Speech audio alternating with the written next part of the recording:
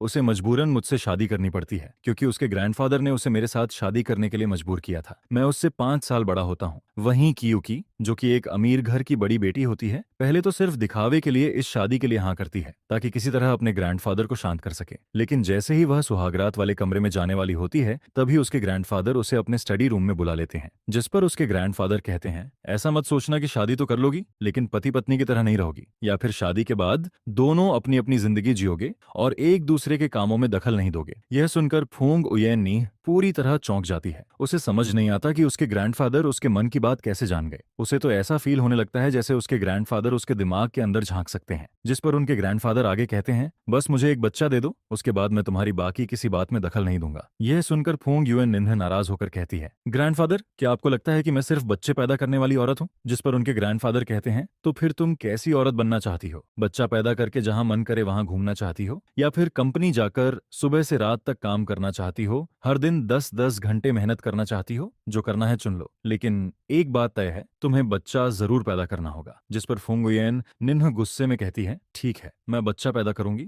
अगर आपको इतना ही बच्चा चाहिए तो मैं एक साथ 8-10 बच्चे पैदा कर दूंगी। इसके बाद वह गुस्से से भरी हुई अपने कमरे की तरफ लौटती है, लेकिन जैसे ही दरवाजा खोलती है, सामने मुझे देखकर रुक जाती है। वह इस सीन की बिल्कुल उम्मीद नहीं कर रही होती, जिस पर कुछ सेकंड के लिए वहीं खड़ी रह जाती है। वहीं मैं उसे दरवाजे पर चुपचाप खड़ा देखकर ज्यादा कुछ नहीं कहता और सीधे अंदर जाकर अपने बाल सुखाने लगता हूँ। इसके बाद फूंग उयेन निन्ह भी कमरे के अंदर आती है। तभी उसे एहसास होता है कि पूरा कमरा पहले से बिल्कुल अलग दिखाई दे रहा है। बिना सोचे ही उसे समझ आ जाता है कि यह सब बटलर झाओ की हरकत है। जिस पर वह मन ही मन बड़बड़ाती है, इतनी उम्र हो गई लेकिन इन्हें अभी भी कंट्रोल करना नहीं आया। फिर उसकी नजर मेरी तरफ जाती है। वह हैरान होती है कि मैं बिल्कुल भी नर्वस नहीं दिख रहा हूँ। वह सोचने लगती है, क्या यह उसकी पहली शादी नहीं है या फिर पहले से एक्सपीरियंस है। यह सोचकर वह खुद ही परेशान होने लगती है। उधर मैं बाल सुखाने के बाद देखता हूँ कि फुंग उयेन नेह सोफा पर बैठी हुई है। न वह नहाने जा रही है और न ही कुछ बोल रही है। जिस पर मैं पूछता हूँ, तुम नहाने नहीं जा रही हो? यह सुनकर वह मुझे गुस्से से देखती है और कहती है, क्या बात है, तुम्हें मैं गंदी लग रही हूँ क्या? जिस पर मैं कुछ पल के लिए चुप रह जाता हूँ। मुझे समझ नहीं आता कि वह अचानक नाराज क्यों हो गई। फिर मैं कहता हूँ, नहीं, ऐसी बात नहीं है। यह सुनकर वह हल्की सी ठंडी आवाज में हुम करती है। वहीं मैं कुछ देर सोचने के बाद कहता हूँ, चलो थोड़ी बात करते हैं। जिस पर वह तुरंत सतर्क हो जाती है और घबराकर पूछती है कि किस बारे में? मैं शांत आवाज में कहता हूँ, बस ये पूछना था कि तुम कब सोना चाहती हो? अगर अभी सो जाएं तो कैसा रहेगा? यह सुनते ही उसका दिमाग जैसे काम करना बंद कर देता है। उसका चेहरा लाल हो जाता है और वह बस मुझे देखती रह जाती है। जिस पर उसके मन में सिर्फ एक ही सवाल चलता है, अभी तो सोने की बात हो रही थी, फिर किस कैसे हो गया? अगली सुबह जब उसकी आंख खुलती है, तब भी वह आधी नींद में होती है। जिस पर अनजाने में वह मेरे सीने से लगकर सो रही होती है।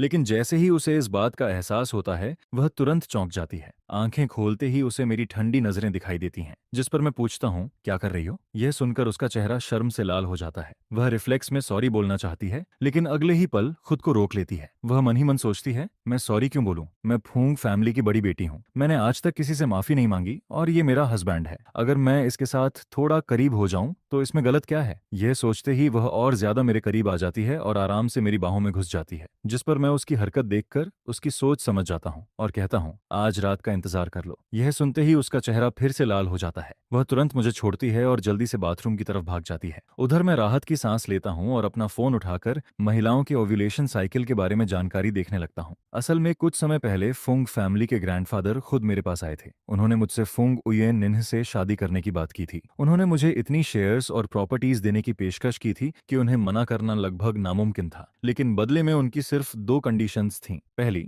शादी के बाद मुझे फुंग उयेन निन्ह की मदद करनी होगी, उसे जिम्मेदार बनाना होगा ताकि भविष्य में वह फुंग ग्रुप की जिम्मेदारी संभाल सके। और दूसरी, जितनी जल्दी हो सके फुंग फैमिली के लिए एक हेयर पैदा करना होगा। जिस पर मैं मन ही मन सोचता हूँ कि किसी भी तरह उसे जल्दी प्रेग्नेंट करना पड़ेगा। कुछ देर बाद फुंग उयेन निन्ह नहाकर बाहर आती है। तब तक मैं भी तैयार हो चुका होता हूँ। जिसके बाद हम दोनों साथ में नीचे ब्रेकफास्ट के लिए जाते हैं। नीचे डाइनिंग रूम में फुंग फैमिली के ग्रैंडफादर पहले से ब्रेकफास्ट कर रहे होते हैं और बटलर झाओ उनके पास खड़ा होता है। जैसे ही वे दोनों हमें साथ में आते देखते हैं, दोनों कुछ पल के लिए एक दूसरे को देखने लगते हैं। जिस पर दोनों की आंखों में एक ही सवाल होता है, क्या इन दोनों के बीच अभी तक कुछ नहीं हुआ? लेकिन फुंग उयेन निन्ह को उनकी नजरों का बिल्कुल भी एहसास नहीं होता। वह आराम से बैठकर सर्वेंट से अपने लिए ब्रेकफास्ट तैयार करने को कहती है। उधर मैं आगे बढ़कर ग्रैंडफादर को ग्रीटिंग देता हूँ और फिर बैठ जाता हूँ। जिस पर ग्रैंडफादर मुस्कुराकर पूछते हैं, कल रात अच्छी नींद आई थी? मैं जवाब देता हूँ, जी बहुत अच्छी। यह सुनते ही फूंग उयेन नीन का चेहरा लाल हो जाता है। वहीं ग्रैंडफादर मेरा चेहरा देखकर समझ जाते हैं कि मैं झूठ नहीं बोल रहा हूँ, जिस पर वह फूंग उयेन निन्ह को घूर कर देखते हैं। लेकिन वह कुछ समझ नहीं पाती और उल्टा सोचती है, सुबह सुबह मुझे क्यों घूर रहे हैं? शादी भी हो गई, सुहागरात भी हो गई, फिर भी खुश नहीं है। इसके बाद वह ब्रेकफास्ट खत्म करके कहती है,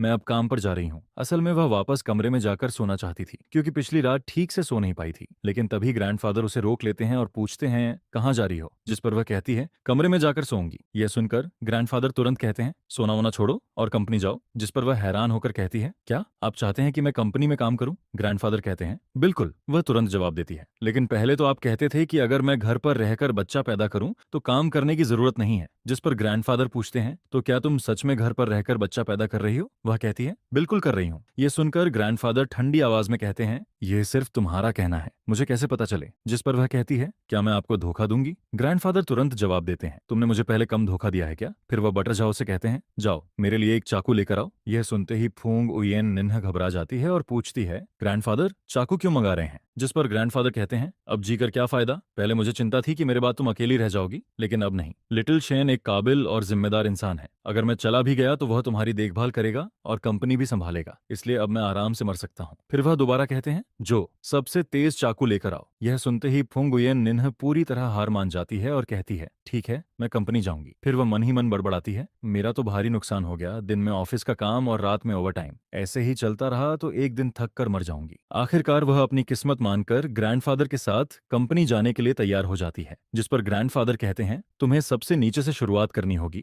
अगले 2 से 3 साल तक हर डिपार्टमेंट में इंटर्नशिप करनी होगी, तभी तुम कंपनी चलाने लायक बनोगी। एक मैनेजर अगर अपने नीचे काम करने वाले लोगों का काम और प्रोसेस अच्छे से नहीं समझता तो बहुत आसानी से उसके नीचे वाले लोग उसे बेवकूफ बना सकते हैं। इसके बाद जब फूंग फैमिली के ग्रैंडफादर और फूंग युएन निन्ह काम से घर वापस लौटते हैं, तभी बटलर झाओ जल्दी जल्दी बाहर भागते हुए उनका स्वागत करने आता है। जिस पर वह कहता है, मास्टर मिस, आप दोनों आखिरकार वापस आ गए। ग्रैंडफादर तुरंत पूछते हैं, लिटिल शेन कहाँ है, उसे क्या हुआ? जिस पर बटर झाओ जवाब देता है, यंग मास्टर बिजनेस ट्रिप पर चले गए हैं, इसलिए मैं आपको बताने ही वाला था। यह सुनते ही फूंग फैमिली के ग्रैंडफादर का चेहरा बदल जाता है। वहीं वह तुरंत फूंग यूएनएन की तरफ घूर कर देखते हैं, जिस पर फूंग यूएनएन पूरी तरह कंफ्यूज हो जाती है और पूछती है, ग्रैंडफादर आप मुझे ऐसे क्यों घूर रहे हैं? ग्रैंडफादर कहते हैं, तुम्हें खुद नहीं पता मैं क्यों घूर रहा हूँ? जिस पर वह जवाब देती है, अगर मुझे पता होता तो मैं पूछती ही क्यों? ग्रैंडफादर फिर गंभीर आवाज में पूछते हैं, सच सच बताओ, क्या कल रात तुम्हारा परफॉर्मेंस अच्छा नहीं था? यह सुनकर फूंग उयेन नीह एकदम चौंक जाती है और कहती है, क्या मतलब, कौन सा परफॉर्मेंस? जिस पर ग्रैंडफादर कहते हैं, और कौन सी बात होगी? पति पत्नी वाली बात। फिर वह आगे कहते हैं, क्या यह बात अलग से समझाने की जरूरत है? अगर तुम्हारा परफॉर्मेंस सच में अच्छा होता तो क्या लिटिल शेन बिजनेस ट्रिप पर चला जाता? यह सुनकर फूंग यूएन निन्ह तुरंत जवाब देती है, वह काम की वजह से गए हैं, इसका मेरे परफॉर्मेंस से क्या लेना देना? लेकिन ग्रैंडफादर मानने को तैयार नहीं होते। जिस पर वह कहते हैं, फिर वह पहले या बाद में क्यों नहीं गया? सुहागरात के अगले ही दिन क्यों चला गया? इसके बाद वह और भी विश्वास से कहते हैं, स्पष्ट है कि तुम्हारा परफॉर्मेंस अच्छा नहीं था, इसलिए वह तुमसे बचने के लिए बाहर चला गया। अगर तुमने अच्छा परफॉर्मेंस किया होता तो क्या वह नई नई शादी हुई पत्नी को छोड़कर बिजनेस ट्रिप पर जाता? फिर ग्रैंडफादर मुस्कुराकर पूछते हैं, अब तुम भी पति पत्नी वाली बात एक्सपीरियंस कर चुकी हो, खुद से पूछो, क्या तुम लिटिल शेन को छोड़कर 1 हफ्ते के लिए बाहर जा सकती हो? यह सुनकर फुंगुयेन निन्ह पूरी तरह चुप हो जाती है, क्योंकि दिल के किसी कोने में उसे भी लगता है कि वह ऐसा नहीं कर सकती। लेकिन अगले ही पल वह खुद को समझाती है, हम दोनों के बीच कोई प्यार नहीं है। हालांकि वह एक बात मानने पर मजबूर होती है, कल रात वह सच में बहुत खुश थी। जिस पर उसके मन में एक अजीब ख्याल आता है, क्या लिटिल शेन सच में मुझसे दूर भागने के लिए बिजनेस ट्रिप पर गया है? उधर ग्रैंडफादर उसके चेहरे के बदलते हुए एक्सप्रेशन देखकर अंदर ही अंदर मुस्कुराने लगते हैं। वह सोचते हैं, बस अब यह काफी है, इसका घमंड थोड़ा कम करना जरूरी है, नहीं तो यह सच में खुद को दुनिया की सबसे आकर्षक लड़की समझने लगेगी। इसके बाद पूरे 7 दिन बीत जाते हैं। 7 दिन बाद मैं बिजनेस ट्रिप खत्म करके वापस घर लौटता हूँ। जैसे ही फुंग उयेन निन्ह मुझे अचानक सामने देखती है, वह कुछ सेकंड के लिए हैरान रह जाती है। वहीं ग्रैंडफादर मुझे देखकर काफी खुश हो जाते हैं और बिजनेस ट्रिप के बारे में पूछने लगते हैं। जिस पर वह पूछते हैं, ट्रिप कैसी रही, सब कुछ ठीक रहा ना? मैं खाना खाते हुए जवाब देता हूँ, जी सब कुछ बहुत अच्छे से हो गया। उधर फुंग उयेन निन्ह पूरे समय चुपचाप सिर झुकाकर खाना खाती रहती है। जब मैं और ग्रैंडफादर बातें कर रहे होते हैं तब तक वह अपना खाना खत्म कर चुकी होती है। जिस पर वह चुपचाप चॉपस्टिक्स नीचे रखती है, उठती है और बिना कुछ कहे वहां से चली जाती है। यह देखकर ग्रैंडफादर मुस्कुराते हुए मुझसे कहते हैं, तुम पूरे 1 हफ्ते बाहर रहे हो? यूएन निन्ह थोड़ी नाराज है। फिर वह आगे कहते हैं, जाकर उसे थोड़ा मना लेना। मैं हैरान होकर पूछता हूँ, मैं बिजनेस ट्रिप पर गया था, वह नाराज क्यों होगी? जिस पर ग्रैंडफादर मुस्कुराकर कहते हैं, तुम खुद समझ जाओगे। मैं सिर हिलाकर कहता हूँ, ठीक है, मैं समझ गया। क्योंकि ग्रैंडफादर ने कहा है तो मुझे उसे मनाना ही होगा। इसके बाद मैं खाना खत्म करके अपने कमरे की तरफ लौटता हूँ। कमरे में फुंग उयेन नेह सोफा पर बैठी फोन चला रही होती है। मैं उससे कुछ नहीं कहता और सीधे बाथरूम में नहाने चला जाता हूँ, जिस पर फुंग उयेन निन्ह मन ही मन सोचती है कि शायद मैं उससे बात करूंगा। आखिर पूरे 7 दिन तक मैं उससे दूर रहा था, लेकिन जब मैं सीधे बाथरूम में चला जाता हूँ तो वह थोड़ा निराश हो जाती है। वह मन ही मन सोचती है, क्या इसके पास मुझसे कहने के लिए कुछ भी नहीं है? फिर वह खुद को जवाब देती है, ठीक है, यह प्यार वाली शादी नहीं है, लेकिन इतनी भी बेरुखी अच्छी नहीं लगती। यह सोचकर उसके दिल में हल्की सी उदासी आ जाती है। कुछ देर बाद मैं नहाकर बाहर आता हूँ। मेरे शरीर पर सिर्फ एक नाइट पैंट होती है। जैसे ही फुंग उयेन निन्ह ऊपर देखती है, सामने यह सीन देखकर तुरंत नजरें चुरा लेती है। फिर मैं शांत आवाज में पूछता हूँ, सोना है? यह सुनकर वह पूरी तरह कंफ्यूज हो जाती है। उसके दिमाग में तुरंत कई सवाल आने लगते हैं। सिर्फ सोना है या फिर वैसा सोना जैसा सुहागरात वाली रात हुआ था? जिस पर उसका चेहरा लाल हो जाता है और वह कुछ समझ नहीं पाती कि क्या जवाब दे। मैं दोबारा पूछता हूँ, नहीं सोना क्या? यह सुनकर वह तुरंत जवाब देती है, क्यों नहीं, हस्बैंड के साथ सोने में शर्म कैसी? फिर जल्दी से कहती है, सोएंगे, जरूर सोएंगे। इसके बाद वह सफाई देने लगती है, लेकिन गलत मत समझना, मैं तुम्हारे साथ इसलिए नहीं सो रही क्योंकि मैं तुम्हें पसंद करती हूँ। ग्रैंडफादर को ग्रेट ग्रैंडचाइल्ड चाहिए, इसलिए बस। लेकिन बात पूरी करते करते वह खुद ही चौंक जाती है, क्योंकि उसे एहसास होता है कि उसने कब से मुझे सिर्फ बच्चा पैदा करने वाला टूल समझना शुरू कर दिया। उधर मैं उसकी बातें सुनकर शांत आवाज में कहता हूँ, मुझे पता है। असल में मुझे उसके ओव्यूलेशन साइकिल के बारे में पहले से पता होता है। जिस पर फुंग उयेन नीन्हा और भी ज्यादा हैरान हो जाती है। वह सोचती है, इसे बच्चा पैदा करने का टूल समझा जा रहा है, फिर भी इसे गुस्सा नहीं आ रहा। इसका स्वभाव सच में बहुत अच्छा है। मैं उसके बदलते हुए एक्सप्रेशंस देखकर पूछता हूँ, क्या हुआ? जिस पर वह जैसे सपने से बाहर आती है और सिर हिलाकर कहती है, कुछ नहीं। मैं मुस्कुराकर कहता हूँ, चलो सोते हैं। बिस्तर पर लेटने के बाद फुंग उयेन निन्ह थोड़ा नर्वस हो जाती है, क्योंकि सुहागरात वाली रात तो मैंने पहल की थी, लेकिन इस बार उसे लगता है कि शायद उसे खुद पहल करनी पड़ेगी। वह मन ही मन सोचती है, अगर मुझे पहल करनी पड़ी तो कैसे करूंगी? पहले हक करूं या पहले किस?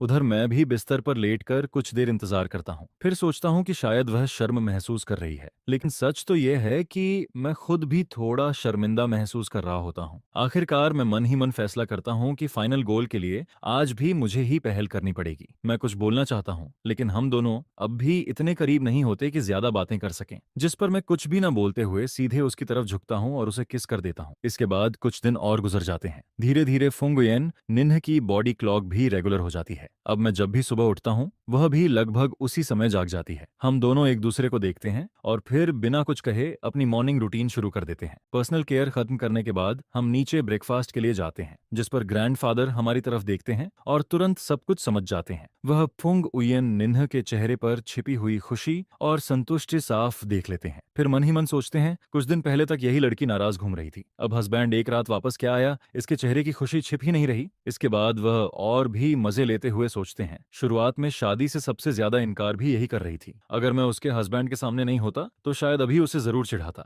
ब्रेकफास्ट खत्म होने के बाद हम तीनों काम के लिए निकलते हैं। मैं अपनी तरफ चला जाता हूँ, जबकि फुंग उयेन निन्ह और ग्रैंडफादर कंपनी की तरफ जाते हैं। रास्ते में कार के अंदर ग्रैंडफादर मुस्कुराकर पूछते हैं, कल रात लिटिल शेन ने तुम्हें मना लिया क्या? यह सुनते ही फुंग उयेन निन्ह का चेहरा लाल हो जाता है, जिस पर वह तुरंत कहती है, वह मुझे क्यों मनाएगा, मैं कोई बच्ची थोड़ी हूँ। ग्रैंडफादर यह सुनकर हैरान हो जाते हैं, फिर कहते हैं, उसने तुम्हें मनाया नहीं? वह जवाब देती है, नहीं। ग्रैंडफादर तुरंत कहते हैं, लेकिन उसने तो मुझसे वादा किया था कि वह तुम्हें मनाएगा। यह सुनते ही फुंग उयेन निन्ह चौंक जाती है और पूछती है, आपने उससे ऐसा कहा था? ग्रैंडफादर सिर हिलाकर कहते हैं, बिल्कुल। वह तुरंत पूछती है, आपने आखिर उससे क्या कहा था? जिस पर ग्रैंडफादर बिल्कुल सामान्य अंदाज में कहते हैं, मैंने सीधा सीधा कह दिया था कि तुम उसे बहुत मिस कर रही हो, पूरे हफ्ते तुम्हारा मूड खराब रहा, इसलिए उसे कहा कि तुम्हें जाकर मना ले। यह सुनते ही फुंग उयेन निन्ह को ऐसा लगता है जैसे उसके ऊपर आसमान टूट पड़ा हो, जिस पर वह शर्म और गुस्से से चिल्ला उठती है, ग्रैंडफादर आपने ऐसा क्यों कहा? मैंने कब कहा कि मैं उसे मिस कर रही थी? फिर वह गुस्से से कहती है, मेरी सारी इज्जत खत्म हो गई। ग्रैंडफादर हंसते हुए पूछते हैं, अच्छा, अगर मिस नहीं कर रही थी तो पूरे हफ्ते मुंह फुलाकर क्यों घूम रही थी? ऐसा लगता था जैसे किसी ने तुम्हारे सैकड़ों अरब रुपए खा लिए हों। यह सुनकर फुंग उयेन निन्ह का चेहरा पूरी तरह लाल हो जाता है, लेकिन उसके पास कोई जवाब नहीं होता, जिस पर वह दांत पीसती है और चुपचाप खिड़की के बाहर देखने लगती है। अब वह ग्रैंडफादर से एक शब्द भी नहीं बोलना चाहती। उधर दोपहर में मेरी मुलाकात शियू ड्यू से होती है, जो कंपनी की टॉप स्टार होती है। मैं उसे लंच पर बुलाता हूँ, क्योंकि मैं उसके साथ लाइव स्ट्रीम सेलिंग के बारे में बात करना चाहता हूँ। 3 साल पहले वह एक कैंपस रोमांस ड्रामा की वजह से बेहद फेमस हुई थी और पिछले कुछ सालों में उसने कंपनी के लिए काफी पैसा कमाया था, जिस पर मैं अच्छी तरह जानता हूँ कि कंपनी में उसकी पोजीशन कितनी महत्वपूर्ण है। लंबे समय तक किसी सेलिब्रिटी को लगातार सेल करने से उसकी वैल्यू कम हो जाती है, जिस पर प्लान यही था कि उसे बस कभी कभी स्ट्रीम पर लाया जाए ताकि बाकी आर्टिस्ट के लिए व्यूज अट्रैक्ट किए जा सकें और साथ ही जियांग ग्रुप की प्रमोशन भी होती रहे। ये पहली बार था जब मैं उससे रियल लाइफ में मिल रहा था। उसके लंबे सफेद बाल काफी रिबेलियस लग रहे थे। एक नजर में ही पता चल जाता था कि वह ज्यादा अप्रोचेबल टाइप की इंसान नहीं है। कुछ फॉर्मल बातें करने के बाद मैं खाना खाते हुए यहाँ आने का अपना पर्पस एक्सप्लेन करने लगता हूँ, जिस पर थाप नागदू आराम से कहती है, प्रोसेस और बाकी डिटेल्स के बारे में आप मेरे मैनेजर से डिस्कस कर लीजिए। यह सुनकर मैं कुछ पल के लिए हैरान रह गया। बाहर की दुनिया में सब यही कहते थे कि थपनाहक डू का नेचर बहुत खराब है और उससे कम्युनिकेट करना आसान नहीं है। हालांकि उसने कभी कोई ऐसी हरकत नहीं की थी जो लिमिट्स क्रॉस करे, लेकिन उसका एटीट्यूड काफी एरोगेंट माना जाता था। वह कब नाराज हो जाए कोई नहीं जानता था, जिस पर कंपनी को अक्सर उसके पीछे सफाई देनी पड़ती थी। यहाँ तक कि कई पार्टनरशिप कॉन्ट्रैक्ट्स भी उसके इसी बिहेवियर की वजह से टूट गए थे। मैं तो सोचकर आया था कि आज मुझे उसे मनाने के लिए काफी मेहनत करनी पड़ेगी, लेकिन मुझे बिल्कुल उम्मीद नहीं थी कि वह इतनी आसानी से मान जाएगी। लगता है अफवाहों जितनी मुश्किल इंसान वह नहीं है। इसके बाद वह एक डिश मेरी तरफ बढ़ाते हुए कहती है, यह इस रेस्टोरेंट की स्पेशल डिश है, आप टेस्ट करके देखिए। मैं थपनाहक डू की तरफ देखता हूँ और मुझे वह थोड़ी अजीब लगती है। क्या वह मुझे इम्प्रेस करने की कोशिश कर रही है? लेकिन उसे देखकर ऐसा भी नहीं लगता था कि वह ऐसी इंसान है। जिस पर थपनाहक डू कुछ नहीं कहती है और बस चुपचाप खाना खाती रहती है। उसके गाल हल्के हल्के लाल हो रहे होते हैं, लेकिन मुझे इस बात का बिल्कुल एहसास नहीं होता। खाना खत्म होने के बाद हम दोनों प्राइवेट रूम से बाहर निकलते हैं। तभी एक आवाज आती है, टियू थान, तुम भी यहाँ खाना खाने आए थे? जी। मैं फोंग युएन नीन की तरफ एक नजर डालता हूँ। वह ठंडी निगाहों से थाप नाहक डू को देख रही होती है, जिस पर जैसे ही उसे महसूस होता है कि मैं उसे देख रहा हूँ, वह मुझे घूरती है, हल्का सा हूं कहती है और अपना चेहरा दूसरी तरफ घुमा लेती है। मुझे समझ नहीं आता कि मैंने फिर से उसे किस बात पर नाराज कर दिया। सच में उसका मूड बिल्कुल बच्चे जैसा है, एक पल में बदल जाता है। कुछ साधारण बातें करने के बाद सब अपने अपने रास्ते चले गए, लेकिन जाते जाते थप नागडू मुझसे पूछती है, क्या आपकी फुंग फैमिली से अच्छी जान पहचान है? जिस पर मैं मुस्कुराते हुए सिर हिलाता हूँ और कहता हूँ, हाँ, मेरी और फुंग युएन नीन की शादी हो चुकी है। यह सुनते ही थाप नागडू कुछ पल के लिए पूरी तरह जड़ हो जाती है। वह मुझे हैरानी से देखने लगती है। क्या हुआ, इतनी हैरानी हो रही है? जिस पर वह आखिरकार होश में आती है और मेरी तरफ देखती है, लेकिन अब उसकी आंखों में पहले जैसी गर्मजोशी नहीं रहती। फिर वह पूछती है, क्या जियांग ग्रुप किसी परेशानी में है? अगर नहीं तो आपने ऐसी बिगड़ी हुई रिच गर्ल से शादी क्यों की, जिसके बारे में हर जगह नेगेटिव रूमर्स फैले हुए हैं? मैं हंसते हुए कहता हूँ, नहीं, ऐसी कोई बात नहीं है। जियांग ग्रुप अभी बहुत अच्छा चल रहा है, सब कुछ स्टेबल है। तो फिर आपने उससे शादी क्यों की? पहले मुझे लगा था कि वह जियांग ग्रुप की सिचुएशन को लेकर परेशान है, लेकिन अब लग रहा था कि बात कुछ और है। जिस पर मैं सीधा जवाब देता हूँ, क्योंकि मैं उसे पसंद करता हूँ। पति का अपनी पत्नी को पसंद करना कोई अजीब बात तो नहीं है। मेरे इस जवाब में कोई कमी नहीं निकाली जा सकती थी, लेकिन यह सुनकर थप नाग डू का चेहरा ठंडा पड़ जाता है। वह कुछ नहीं कहती। इसके बाद पूरे रास्ते वह एक शब्द भी नहीं बोलती। काम खत्म होने के बाद बाई यी और बाकी लोग फुंग युएन नीन को बाहर घूमने के लिए बुलाते हैं। Fung UN Ninh meeting point पर पहुंचती है और बैठने के लिए जगह ढूंढती है। संयोग से वह जाकर जियांग जियांग के बिल्कुल पास बैठ जाती है, जिस पर जियांग जियांग झुककर उसके कान धीरे से पूछती है, आप यहाँ कैसे आ गई? क्या मेरे भाई तो बिजनेस ट्रिप से वापस नहीं आ गए? फुंग युएन निन्ह उसे ठंडी नजरों से देखती है और हूं करते हुए कहती है, वापस तो आ गया है, लेकिन काश अभी बाहर ही रहता। वह आगे गुस्से में कहती है, अभी लौटा नहीं कि दूसरी औरतों के साथ घूमने लगा? देखकर ही गुस्सा आता है। अच्छा होता अगर हमेशा बिजनेस ट्रिप पर ही रहता, कम से कम आंखों के सामने तो नहीं रहता। यह सुनकर जियांग जियांग भी चिढ़ जाती है। आप कैसी अजीब बातें कर रही हैं? क्या आपको हर चीज में दखल देना जरूरी है? आप कुछ ज्यादा ही इंटरफियर नहीं कर रही? आपका घर क्या समुद्र के किनारे है? फिर वह आगे कहती है, और जब आप पढ़ती थी तब क्या किसी ने आपको एल्डर्स की रिस्पेक्ट करना नहीं सिखाया? जिस पर फोंग युएन निन्ह तुरंत जवाब देती है, रिस्पेक्ट? क्या यही तरीका है किसी बड़े से बात करने का? जियांग जियांग एक पल के लिए रुक जाती है। बड़ा, मैं तुम्हारी भाभी हूँ, क्या मैं तुम्हारी एल्डर नहीं हुई? यह सुनकर जियांग जियांग की बोलती बंद हो जाती है। वह जवाब देने ही वाली होती है कि तभी लियूरू यान बीच में बोल पड़ती है, तुम दोनों आखिर फुसफुसाकर क्या बातें कर रही हो? बाकी लोग भी शक भरी नजरों से दोनों को देखने लगते हैं। उन्हें हमेशा लगता था कि इन दोनों के बीच कुछ अजीब है। जब भी मिलती हैं, अलग जाकर धीरे धीरे बातें करने लगती हैं, जैसे कोई सीक्रेट छिपा रही हो। जिस पर जियांग जियांग कुछ कहने ही वाली होती है कि फुंग युएन नीह सीना तानकर बोलती है, मैं इसे समझा रही थी। यह सुनकर सब हंस पड़ते हैं। अच्छा, क्या समझा रही थी? फोंग युएन निन्ह नाक ऊपर उठाकर कहती है, इसे एल्डर्स की रिस्पेक्ट करना सिखा रही थी। और वह एल्डर कौन है? मैं। यह सुनते ही सब लोग और भी ज्यादा हंसने लगते हैं। तुम आखिर उसकी कौन लगती हो? जिस पर फोंग युएन निन्ह बिना झिझक जवाब देती है, मैं उसकी भाभी हूँ। यह सुनते ही माहौल अचानक शांत हो जाता है। सबकी नजरें जियांग जियांग पर टिक जाती हैं। जियांग जियांग, यह तुम्हारी भाभी होने का दावा कर रही है, तुम इसे कुछ कह क्यों नहीं रही? सबको पता था कि जियांग जियांग अपने भाई की कितनी बड़ी फैन है। वह हर समय अपने भाई की तारीफ करती रहती थी, इसलिए सबको लगा था कि वह अभी फट पड़ेगी। लेकिन उनकी उम्मीद के उलट जियांग जियांग वहीं चुपचाप बैठी रहती है। हालांकि उसका चेहरा अच्छा नहीं दिख रहा था, लेकिन वह कुछ भी नहीं कहती, जिस पर लियू रुयान और बाकी लोगों की मुस्कान धीरे धीरे गायब होने लगती है। फोंग युएन नीह थोड़ी ऊपर उठाकर उन्हें गर्व से देखने लगती है। मारोगे मुझे? मैं जाकर जियांग चेन से शिकायत कर दूंगी। छोटे होकर बड़ों पर हाथ उठाओगे? बिल्कुल हद है। अब किसी को भी समझ नहीं आ रहा था कि क्या हो रहा है। लियू रुयान अविश्वास से जियांग जियांग और फुंग युएन नीन को देखती रहती है, क्योंकि जियांग जियांग कभी भी चुप रहने वालों में से नहीं थी। उसका इस तरह शांत बैठना सिर्फ एक बात साबित करता था, फुंग युएन नीन सच बोल रही थी। वह सच में जियांग जियांग की भाभी थी। जिस पर लियू रुयान अविश्वास से कहती है, लेकिन वह जियांग चेन के साथ कैसे हो सकती है? एक तरफ जियांग चेन जैसा एम्बिशियस और कैपेबल आदमी था, और दूसरी तरफ फोंग युएन नीह जैसी रिच सेकंड जनरेशन गर्ल जो हमेशा मौज मस्ती में लगी रहती थी। दोनों एक साथ कैसे हो सकते थे? जिस पर फोंग युएन निन्ह आराम से कहती है, मैं एक बात क्लियर कर दूं, हम सिर्फ रिलेशनशिप में नहीं है, हमारी शादी हो चुकी है। यह सुनते ही सब लोग पूरी तरह शॉक्ड रह जाते हैं। काफी देर बाद उन्हें होश आता है। आखिर यह सब हुआ कैसे?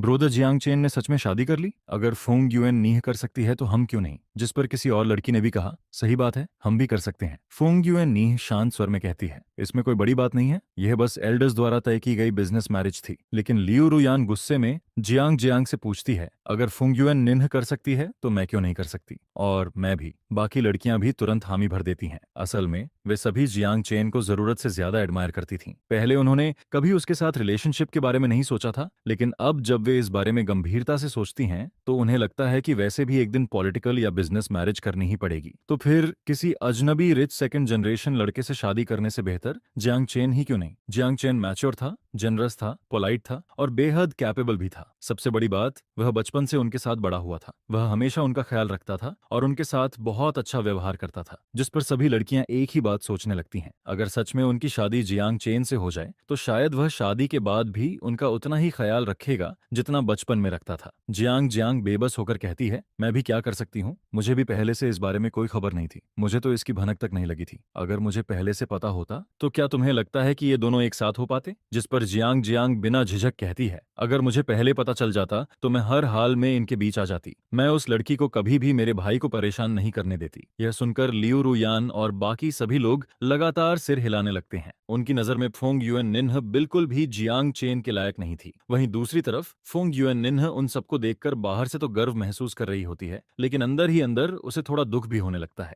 आखिर उसने उसी आदमी से शादी की थी जिससे वहां मौजूद लगभग हर लड़की शादी करना चाहती थी। लेकिन क्या वह सच में इतनी बुरी थी जितना ये लोग उसे बता रहे थे? अगर जियांग जियांग उसे पसंद नहीं करती तो वह बात अलग थी। आखिर जियांग जियांग बचपन से ही अपने भाई को दुनिया का सबसे बेहतरीन इंसान मानती आई थी। लेकिन लियू रुयान और बाकी लोग किस हक से यह तय कर रहे थे कि वह जियांग चेन के लायक नहीं है? मैं फोंग युएन निन्ह हूँ, एक बड़े और प्रभावशाली परिवार की एल्डेस्ट यंग मिस। मेरे पास कैरेक्टर है, ब्यूटी है, एबिलिटी है, फैमिली बैकग्राउंड है और ब्यूटी भी है। मैं अनगिनत रिच यंग मास्टर्स की ड्रीम गर्ल हूँ। इतनी भी बुरी नहीं हूँ जितना ये लोग दिखाने की कोशिश कर रहे हैं। उनकी बातें सुन सुनकर तो मेरा कॉन्फिडेंस ही खत्म होने वाला है। तभी किसी ने ताना मारते हुए कहा, इतना घमंड किस बात का है? ये तो बस एक इमोशनलेस मैरिज है। ऐसी बिजनेस मैरिज तो हमें भी मिल सकती है। जिस पर दूसरी लड़की भी तुरंत बोल पड़ती है, पहले मैंने कभी अपने से बड़े आदमी से शादी करने के बारे में नहीं सोचा था, लेकिन अगर वह जियांग चेन हो तो मैं तैयार हूँ, सच में तैयार हूँ। यह सुनकर फोंग युएन नीह मन ही मन हंस पड़ती है। तुम लोगों को आखिर पता ही क्या है? क्या सच में तुम्हें लगता है कि यह सिर्फ एक बिजनेस मैरिज है, कि इसमें बिल्कुल भी फीलिंग्स नहीं है? अगर सच में सिर्फ फायदा ही मकसद होता तो जियांग चेन किसी और रिच फैमिलीज डॉटर को भी चुन सकता था। क्या इस शहर में मेरे परिवार से ज्यादा अमीर परिवार नहीं है? क्या ऐसी लड़कियां नहीं हैं जिनकी उम्र और एबिलिटी जियांग चेन के बराबर हो? जियांग चेन जैसा आदमी चाहे तो किसी से भी शादी कर सकता है। फिर आखिर उसने मुझे ही क्यों चुना? क्या इसलिए नहीं कि वह मुझे पसंद करता है? यह सोचकर फोंग युएन निन्ह गर्व से अपनी ठोड़ी ऊपर उठा लेती है। वैसे भी उसकी नजर में मैं उसकी यूथ और गुड लुक्स पर फिदा हूँ। यह सुनते ही बाकी लड़कियों को ऐसा महसूस होता है जैसे उन पर आसमान टूट पड़ा हो। उनके दिल में जियांग चेन एक परफेक्ट मैन था, लेकिन वही परफेक्ट मैन आखिर फोंग युएन नीन जैसी लड़की को पसंद करता है। जियांग जियांग चुपचाप बैठी रहती है। हालांकि उसे मानना नहीं था, लेकिन फोंग युएन नीन की बात में दम जरूर था। अगर उसका भाई सिर्फ बिजनेस मैरिज करना चाहता तो शहर की किसी भी रिच फैमिलीज डॉटर को चुन सकता था। वह अपने भाई की तारीफ करते हुए सोचती है, मेरा भाई हैंडसम है, कैपेबल है, मैच्योर है और बचपन से ही हर माता पिता के मुंह पर लिया जाने वाला एग्जाम्पल चाइल्ड रहा है। अगर वह इतने साल विदेश में न रहता तो अब तक हमारे घर का दरवाजा प्रपोजल से भर चुका होता। इतनी सारी सूटेबल लड़कियां होने के बावजूद उसने सिर्फ फोंग युएन नीन को चुना। दोनों का सोशल स्टेटस और पर्सनालिटी भी एक जैसी नहीं थी। अगर यह प्यार नहीं है तो फिर और क्या है? लेकिन फिर जियांग जियांग अचानक सोच में पड़ जाती है। भाई को फोंग युएन निन्ह कब से पसंद आने लगी? पिछले कई सालों से तो वह ज्यादातर विदेश में ही रहता था। कभी कभार वापस आता भी था तो जल्दी लौट जाता था। क्या किसी संयोग में उसकी मुलाकात फोंग युएन निन्ह से हुई थी? और क्या उसे पहली नजर का प्यार हो गया था? यह सोचकर जियांग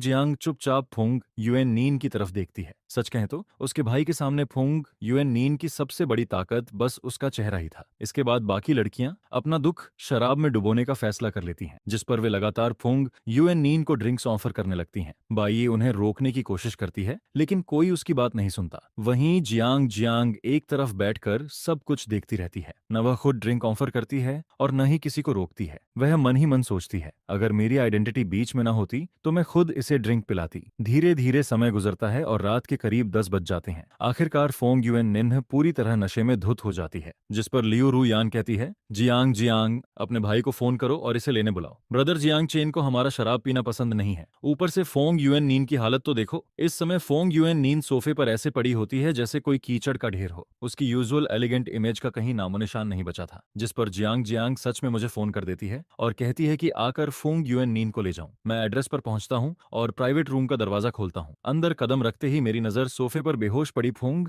युएन नीन पर जाती है। बाकी लोग अपने अपने काम में लगे हुए होते हैं, किसी को भी उसकी परवाह नहीं होती। सच में बहुत अच्छे दोस्त हैं। काफी समय बाद लियू रू यान और बाकी लोग मुझे देख रहे थे, जिस पर वे कुछ देर के लिए चुप हो जाते हैं। उन्हें लगता है कि मैं पहले से भी ज्यादा अट्रैक्टिव और करिश्मेटिक हो गया हूं और उनके मन में एक ही ख्याल आता है, फोंग युएन नीह जैसी लड़की मेरे लायक नहीं है। वहीं बाई यी पहली बार मुझे सामने से देख रही होती है। उसने पहले सिर्फ जियांग जियांग से मेरे बारे में सुना था, लेकिन मुझे देखते ही उसका दिल थोड़ा तेज धड़कने लगता है। मैं चुपचाप दरवाजे पर खड़ा होकर सबकी तरफ नजर डालता हूँ, जिस पर जियांग जियांग उठकर कहती है, ब्रोदर जियांग चैन। मैं सीधे फोंग युएन नीन के पास जाता हूँ और जियांग जियांग से पूछता हूँ, क्या तुम लोगों ने इसे ड्रिंक कराया है? फोंग युएन निन्ह कभी खुद से इतना नहीं पी सकती। देखो, बाकी सब बिल्कुल ठीक है और सिर्फ वही इस हालत में है। यह सुनते ही कई लोगों के चेहरे पर ऑकवर्ड एक्सप्रेशन आ जाता है। असल में उन्होंने जबरदस्ती उसे ड्रिंक नहीं कराया था, लेकिन किसी ने भी उसे रोकने की कोशिश नहीं की थी। खासतौर पर लियू रू यान और शी यी अपनी नजरें चुराने लगती हैं। कोई जमीन देखने लगता है, कोई आसमान देखने लगता है, कोई हवा और बादलों को देखने लगता है। बस मेरी तरफ कोई नहीं देखता, जिस पर मैं तुरंत सब समझ जाता हूँ। मैं और कुछ नहीं पूछता, सीधे जाकर फोंग युएन नीन के पास बैठ जाता हूँ। युएन नीन, मैं तुम्हें घर ले जाने आया हूँ। लेकिन वह कोई जवाब नहीं देती। वह पूरी तरह नशे में डूब चुकी होती है। चलो घर चलते हैं। यह कहते हुए मैं उसे सीधे अपनी बाहों में उठा लेता हूँ। फिर जियांग जियांग और बाकी लोगों को गुड बाय कहकर वहां से निकल जाता हूँ। मेरे जाने के बाद लियू रू यान धीरे से कहती है, क्या ब्रदर जियांग चेन सच में फोंग युएन नीन को पसंद करता है? देखो, वह इतनी बुरी तरह नशे में है, लेकिन ब्रदर जियांग चेन नाराज होने के बजाय खुद उसे लेने आया। अगर यह प्यार नहीं है तो फिर क्या है? लेकिन जियांग जियांग अब भी चुप रहती है। प्यार? उसे ऐसा नहीं लगता। हालांकि उसका भाई खुद फोंग युएन निन्ह को लेने आया था। उसकी आवाज भी बेहद नरम थी, लेकिन जियांग जियांग को उसकी आंखों में चिंता दिखाई नहीं दी। अगर कोई आदमी सच में किसी से प्यार करता हो तो उसे इस हालत में देखकर परेशान जरूर होता। उसकी आंखों में दर्द और फिक्र साफ नजर आती, लेकिन उसने ऐसा कुछ नहीं देखा, क्योंकि कई साल पहले जियांग जियांग अपने भाई को सच में किसी से प्यार करते हुए देख चुकी थी और इसलिए वह इस फर्क को आसानी से पहचान सकती थी। उसके मन में अचानक एक ख्याल आता है, क्या भाई की शादी के पीछे कोई और वजह है? क्या परिवार का बिजनेस सच में किसी मुश्किल में है? क्या उसने फोंग फैमिली की मदद पाने के लिए अपनी खुशी की कुर्बानी दे दी? उधर मैं फोंग युएन नीन को लेकर घर लौट आता हूँ।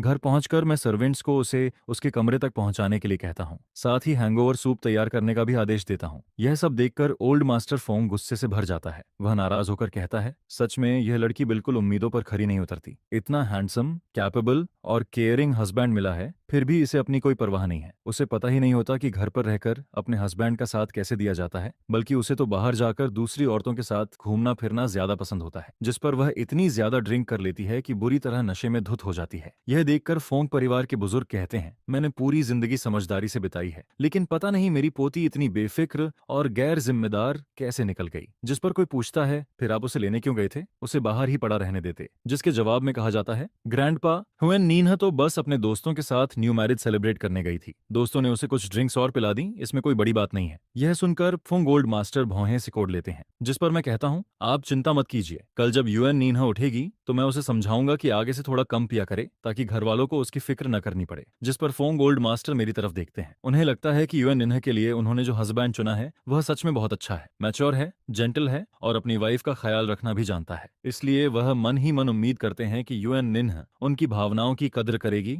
और बेवजह कोई तमाशा नहीं करेगी। इसके बाद फुंग ओल्ड मास्टर वहां से चले जाते हैं। फिर मैं घर के सर्वेंट से कहता हूँ कि फुंग उयेन नीन को बाथरूम ले जाकर साफ सफाई करवा दें, जिस पर सर्वेंट्स उसे नहलाने के बाद बेड पर लिटा देते हैं। मैं देखता हूँ कि फोंगुएन निन्ह अभी भी होश में नहीं आती है, इसलिए मैं उसे जबरदस्ती हैंगओवर सूप भी नहीं पिलाता। वैसे भी आज वह इतनी ज्यादा नशे में होती है कि अगर ऐसा नहीं होता तो शायद आज रात फिर काफी एक्सरसाइज करनी पड़ती। यह सोचकर मैं चैन की नींद सोने चला जाता हूँ। फिर अगली सुबह फुआंगुयेन नीन की आंख खुलती है। उसका सिर जोर जोर से दर्द कर रहा होता है। वह अपना सिर पकड़कर पूरे कमरे को देखती है और सोचती है, क्या मैं घर वापस आ गई हूँ? लेकिन मैं वापस आई कैसे? जिस पर वह खुद ही अंदाजा लगाती है, क्या जियांग जियांग और लियू न्यूयन मुझे घर लेकर आए थे? लेकिन अगले ही पल वह इस बात को खुद ही नकार देती है, क्योंकि पिछली रात उन दोनों का रवैया बिल्कुल भी अच्छा नहीं था। जियांग जियांग तो बस हाथ बांधकर तमाशा देख रही थी और लियू न्यूयन भी उसे बचाने की कोशिश नहीं कर रही थी, इसलिए यह दोनों नहीं हो सकती। जिस पर वह सोचने लगती है, तो फिर मुझे घर कौन लेकर आया? क्या मैं खुद पैदल चलकर आ गई थी? इसके बाद वह बेड के पास हाथ ले जाकर अपने शरीर को चेक करती है। तभी उसे एहसास होता है कि इतनी ज्यादा ड्रिंक करने के बावजूद उसके शरीर से शराब की कोई स्मेल नहीं आ रही है।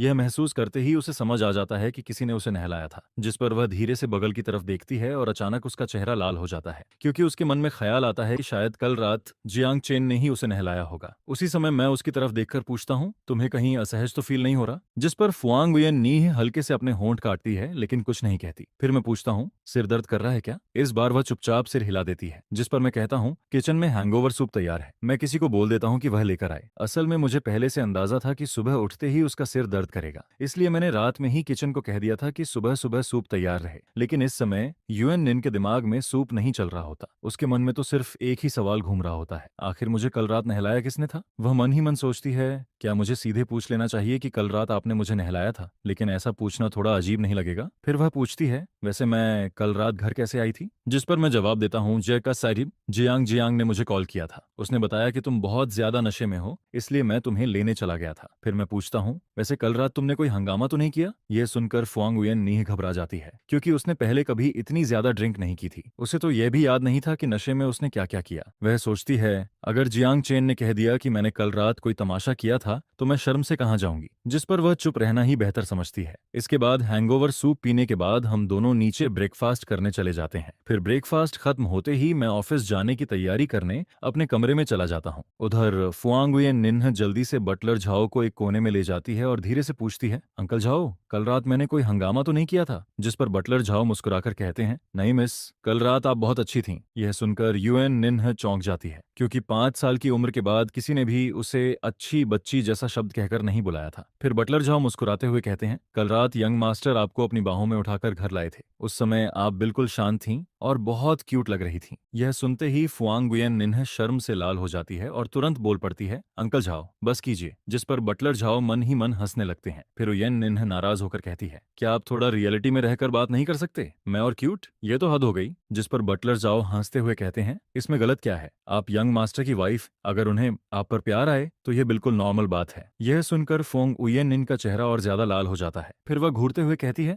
बटलर जाओ, आजकल आप बहुत अजीब बातें करने लगे हैं। जिस पर बटलर जाओ तुरंत जवाब देते हैं, मैंने कौन सी गलत बात कही है? आपको पता भी है कि कल रात यंग मास्टर कितने परेशान थे। फिर वह आगे बताते हैं, जैसे ही उन्हें पता चला कि आप नशे में हैं, वह तुरंत आपको लेने निकल गए। वापस आने के बाद भी उन्होंने आराम नहीं किया और किचन से आपके लिए हैंगओवर सूप बनवाया। यह सुनते ही यूएन निन्ह जल्दी से पूछती है, रुकिए, तो कल रात मुझे नहलाया किसने था? जिस पर बटलर झाओ जवाब देते हैं, बिल्कुल यंग मास्टर ने। यह सुनते ही उसका चेहरा एकदम लाल पड़ जाता है। उसके मन में तरह तरह के ख्याल आने लगते हैं। लेकिन तभी बटलर झाओ अपनी बात पूरी करते हैं, यंग मास्टर ने सर्वेंट्स को बुलाकर आपको नहलाने का इंतजाम करवाया था। यह सुनकर यूएन निन्ह राहत की सांस लेती है, क्योंकि एक पल के लिए तो उसका दिल ही बैठ गया था। फिर बटलर झाओ कहते हैं, आगे से थोड़ा थोड़ा कम पिया कीजिए, ये हेल्थ के लिए अच्छा नहीं होता। जिस पर वह अचानक पूछ बैठती है, आप जानते हैं कि मैं कल रात इतनी ज्यादा क्यों पी गई थी? मैं उसकी तरफ देखकर पूछता हूँ, क्यों? जिस पर वह नाराज होकर कहती है, सब लियू नुयन की वजह से हुआ था, ऊपर से जियांग जियांग भी मेरी मदद नहीं कर रही थी। यह सुनकर मैं हल्की सी स्माइल देता हूँ और पूछता हूँ, लेकिन उन्होंने तुम्हें डांटा क्यों था? जिस पर फुआंगुयन नीन मेरी तरफ देखती है। उसे समझ नहीं आता कि मैं सच में नहीं जानता या फिर जानकर अनजान बन रहा हूँ, इसलिए वह कुछ नहीं कहती। उसे ऐसे चुप देखकर मैं मुस्कुरा देता हूँ और कहता हूँ, ठीक है, आगे से वे तुम्हें नहीं डांटेंगे। यह सुनकर फुआंगुयन निन्हा हैरान रह जाती है, लेकिन मैं उसे कोई एक्सप्लेनेशन नहीं देता। फिर मैं कहता हूँ, चलो अब ऑफिस जाने का समय हो गया है। जिस पर वह तुरंत मुंह फुला लेती है और मन ही मन सोचती है, पक्का पिछले जन्म में मैंने बहुत बुरे काम किए होंगे, तभी इस जन्म में मुझे रोज सुबह जल्दी उठकर काम पर जाना पड़ रहा है। और फिर हम दोनों कंपनी पहुंच जाते हैं, लेकिन कंपनी पहुंचने के बाद भी मैं उसी बात के बारे में सोचता रहता हूँ। आखिर कल रात लियू न्यूयन और बाकी लोग फोंगुयन नीन पर नाराज क्यों थे? हालांकि मेरे मन में इसका जवाब लगभग साफ हो चुका होता है। सिर्फ एक बात ही काफी थी। फुआंगुयन निन्ह ने कहा था कि जियांग जियांग उसकी मदद नहीं कर रही थी, जिस पर मुझे समझ आ जाता है कि इस पूरे मामले के पीछे जियांग जियांग का ही हाथ था। फिर मैं तुरंत जियांग जियांग को कंपनी बुलाता हूँ, जिस पर वह आते ही पूछती है, बिग ब्रदर आपने मुझे क्यों बुलाया है? फिर वह हंसते हुए कहती है, क्या आपको फुआंगुयन निन्ह को अपनी वाइफ बनाना पसंद नहीं आया? अगर ऐसा है तो मैं आपके लिए कोई दूसरी सिस्टर इन लॉ ढूंढ दूं?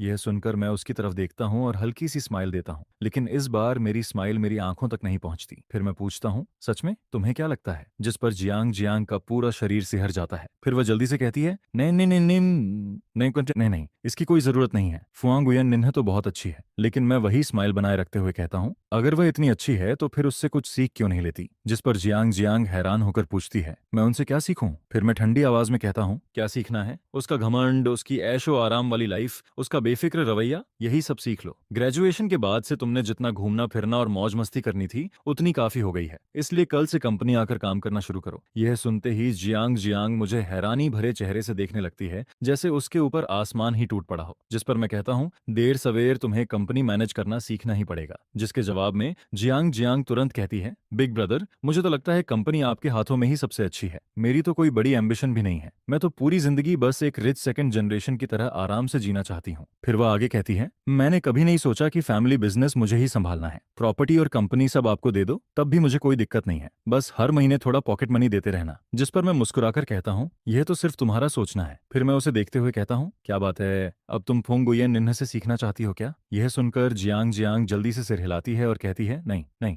जिस पर मैं मुस्कुराते हुए कहता हूँ, जियांग जियांग सच में बहुत समझदार हो गई है। यह सुनकर वह खुश हो जाती है और कहती है, बिग ब्रदर आप अचानक मेरी तारीफ क्यों कर रहे हैं? मैं अब कोई छोटी बच्ची नहीं हूँ, लेकिन आपकी तारीफ सुनकर अच्छा जरूर लग रहा है। इसके बाद जियांग जियांग खुशी खुशी कंपनी से चली जाती है। उसे विदा करने के बाद मैं लियू न्यूयन को मैसेज भेजता हूँ और उसके पेरेंट्स से भी थोड़ी बातचीत करता हूँ। बातों बातों में मैं कैजुअली यह जिक्र करता हूँ कि जियांग जियांग अब कंपनी ज्वाइन करने वाली है। यह सुनकर दोनों फैमिलीज के एल्डर्स काफी खुश हो जाते हैं, क्योंकि आखिरकार जियांग जियांग समझदार बन रही थी। वहीं लियू न्यूयन और शी योयू बचपन से ही उसके साथ बड़ी हुई थी, इसलिए अगर जियांग जियांग काम करने जा रही थी तो जाहिर सी बात थी कि उन दोनों को भी साथ जाना पड़ेगा। असल में मेरा प्लान बहुत सिंपल था, अगर ये तीनों काम में बिजी हो जाएंगी तो इनके पास फुंगुयन निन्ह को परेशान करने का टाइम ही नहीं बचेगा। जिस पर दोनों फैमिलीज के एल्डर्स तुरंत लियू नुयन और शी यूयू को यह खबर दे देते हैं। दोनों इसका विरोध करती हैं, लेकिन उनके पेरेंट्स उनकी एक नहीं सुनते। फिर उनसे कहा जाता है, तुम लोगों की बेस्ट फ्रेंड फुंगुयन निन्ह भी तो काम कर रही है, तुम लोग खुद को अच्छी सिस्टर्स कहती हो ना, तो फिर सुख दुख में साथ रहो। यह सुनकर दोनों के चेहरे उतर जाते हैं। जिस पर वे चैट ग्रुप में जियांग जियांग को मैसेज भेजती हैं, जियांग जियांग आखिर तुम्हें अचानक काम करने का ख्याल आया कैसे? फिर शी यूयू मजाक उड़ाते हुए कहती है, कहीं तुम जियांग चेन के साथ फैमिली प्रॉपर्टी के लिए कंपटीशन तो नहीं करने वाली? यह सुनकर लियू नुयन तुरंत जवाब देती है, क्या बात कर रही हो? क्या जियांग जियांग ने मरने का इरादा कर लिया है? फिर वह आगे लिखती है, उसकी बुद्धि से जियांग चेन के खिलाफ कंपटीशन करेगी? अगर ऐसा हुआ तो हम दोनों उसकी हेल्प नहीं करेंगे।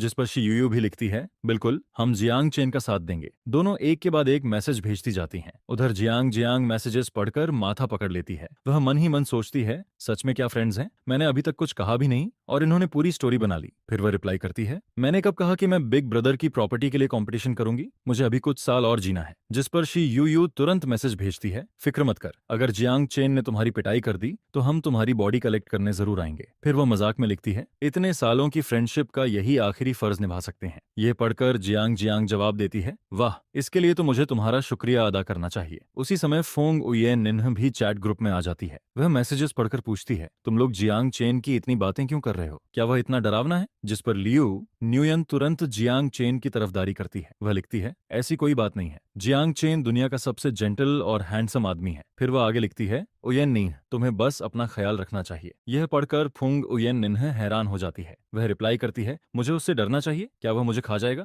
जिस पर ग्रुप में बाकी लोग एक के बाद एक भेजने लगते हैं। यह देखकर फुंग उयेन निन्ह और भी कंफ्यूज हो जाती है। वह पूछती है, तुम लोगों को क्या हुआ है? सब यही सिंबल क्यों भेज रहे हो? कुछ देर तक पूरा ग्रुप शांत रहता है। आखिरकार लियू नुयन चुप्पी तोड़ती है और पूछती है, वैसे युएन निन्ह, तुमने खाना खाया? यह सुनकर फुंग युएन निन्ह रिप्लाई करती है, ब्रेकफास्ट कर लिया है, लंच अभी नहीं किया। क्यों? क्या तुम लोग मुझे लंच पर बुलाना चाहती हो? फिर वह मजाक में लिखती है, वैसे अब मैं वर्किंग वुमन हूँ, बहुत बिजी रहती हूँ, लंच करना है तो पहले अपॉइंटमेंट लेना पड़ेगा। यह पढ़कर बाकी लोग फिर से भेजने लगते हैं। जिस पर फुंग गुयेन निन्ह परेशान होकर पूछती है, आखिर हुआ क्या है? फिर वह लिखती है, लियू नुयन, तुम ही बताओ। यह सुनकर लियू नुयन मजबूरी में रिप्लाई करती है, मेरा मतलब था जियांग चेन ने तुम्हें खाया या नहीं? ये मैसेज पढ़ते ही इस बार फुंग उयेन निन्ह खुद ग्रुप में भेज देती है। फिर उसका चेहरा शर्म से लाल हो जाता है। वह मन ही मन सोचती है, इन लोगों को जरा भी शर्म नहीं है क्या? ऐसी बातें भी कोई पूछता है? जिस पर बाकी लोग लगातार पूछते रहते हैं, तो आखिर हुआ क्या? हुआ या नहीं? यह सुनकर फुयेन निन्ह झुंझलाकर लिखती है, तुम लोगों को इससे क्या मतलब? क्या तुम्हारा घर समुद्र के किनारे है जो इतनी दूर तक दखल देती हो? जिस पर लियू न्यूयन हंसते हुए रिप्लाई करती है, मैं तो बस यूं ही पूछ रही थी, इतना गुस्सा क्यों हो रही हो? लगता है अभी तक कुछ नहीं हुआ। फिर वह मन ही मन सोचती है कि जियांग चेन जैसा परफेक्ट आदमी तो किसी भी लड़की को पसंद आ सकता है। अगर फुंगुयेन निन्ह पहले उससे शादी न करती तो शायद वह खुद उससे कांटेक्ट ऐसा लेने की कोशिश करती, लेकिन फिलहाल ऐसा लग रहा था कि दोनों के बीच अभी तक कुछ खास नहीं हुआ था। हालांकि ये बात भी बिल्कुल नॉर्मल थी, क्योंकि फैमिली मैरिज में अक्सर लोगों को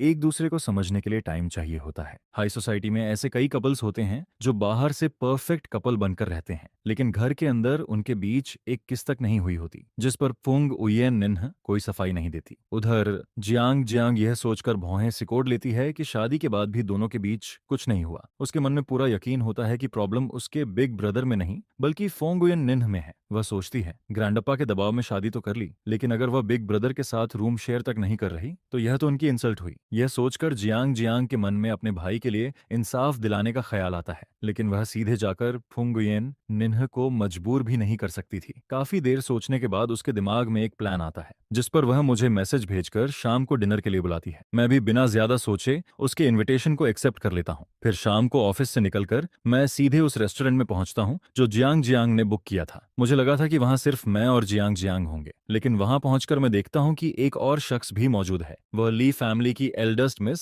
ली यूनिशु होती है। वह मेरी पुरानी क्लासमेट थी। प्राइमरी स्कूल से लेकर हाई स्कूल तक हम साथ पढ़े थे और हमारे रिलेशंस भी काफी अच्छे थे। जिस पर मैं जाकर अपनी सीट पर बैठ जाता हूँ। ली यूनिशु मुस्कुराकर कहती है, जियांग चेन, बहुत समय हो गया। जिसके जवाब में मैं भी मुस्कुराकर कहता हूँ, हाँ सच में बहुत समय हो गया। फिर वह पूछती है, तो बताओ आजकल कैसे हो? उसी समय वेटर खाना लेकर आ जाता है, जिस पर मैं मुस्कुराते हुए कहता हूँ, चलो खाते खाते बातें करते हैं। मैं और ली यूनिशु अब दोनों ही बिजनेस वर्ल्ड में काम कर रहे होते हैं, इसलिए चाहे स्कूल लाइफ की बातें हों या फिर बिजनेस की, हम दोनों के पास बात करने के लिए काफी कॉमन टॉपिक्स होते हैं, जिस पर हमारी बातचीत बहुत अच्छी चलती है और माहौल भी काफी खुशनुमा बना रहता है। उधर जियांग जियांग हमें इतनी खुशी से बातें करते हुए देखती है कि वह चुपके से अपना फोन निकाल लेती है और फोटोज क्लिक करने लगती है। कैमरे की आवाज सुनकर मैं उसकी तरफ एक नजर डालता हूँ, जिस पर वह तुरंत हंसते हुए कहती है, हाँ हाँ मैं तो बस सेल्फी ले रही हूँ। मैं भी ज्यादा ध्यान नहीं देता और फिर से ली युनशु के साथ बातचीत में लग जाता हूँ। इसके बाद जियांग जियांग अपनी गैलरी में फोटोज देखने लगती है। काफी देर चुनने के बाद उसे 2 फोटोज पसंद आती हैं। फिर वह उन्हें मोमेंट्स पर अपलोड कर देती है। कैप्शन में वह लिखती है, आज बिग ब्रदर के साथ डिनर, साथ में एक हैप्पी इमोजी भी लगा देती है। लेकिन मजेदार बात यह होती है कि कैप्शन भले ही बिग ब्रदर के साथ डिनर का होता है, मगर फोटोजास में सिर्फ मैं और ली युनशु एक दूसरे से बातें करते हुए नजर आ रहे होते हैं। फोटो में मैं ली युनशु की तरफ देखकर हल्के से मुस्कुरा रहा होता हूँ, जबकि ली युनशु भी मेरी तरफ मुस्कुराकर देख रही होती है। अगर कोई सच्चाई न जानता हो तो वह आसानी से यही सोचता कि हम दोनों कपल हैं। असल में जियांग जियांग ये पोस्ट सिर्फ फुंग ये निन्ह को दिखाने के लिए डालती है। वह मन ही मन सोचती है, अब मैं बिग ब्रदर की इज्जत वापस दिलाकर रहूंगी। फिर वह आगे सोचती है,